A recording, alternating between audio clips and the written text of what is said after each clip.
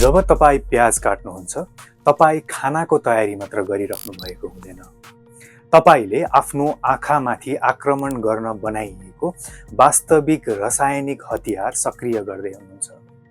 तपाईँलाई लाग्न सक्छ यो सामान्य तरकारी मात्र हो, तर चक्कुले यसको कोषहरू फुटाउने बित्तिकै एउटा लुकेको इन्जाइमले तुरुन्तै विषालु ग्यास उत्पादन गर्छ। प्याजले आफू खाइनाबाट रोकिन सक्रिय रूपमा जैविक युद्ध लडिरहेको हुन्छ। त्यसैले जब त्यो ग्यास तपाईको आँखामा पुग्छ, तपाईको मस्तिष्कले खतरा हटाउनको लागि स्वचालित रूपमा आँसु निकाल्छ। अब तपाईलाई लागिरहेको हुन सक्छ के यसलाई रोक्न सकिन्छ?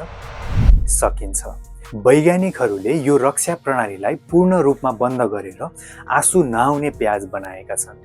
तर जबसम्म तपाईले त्यही प्रकारको प्याज किन्नुहुन्न, तपाईको भान्सा युद्धभूमि नै रहन्छ।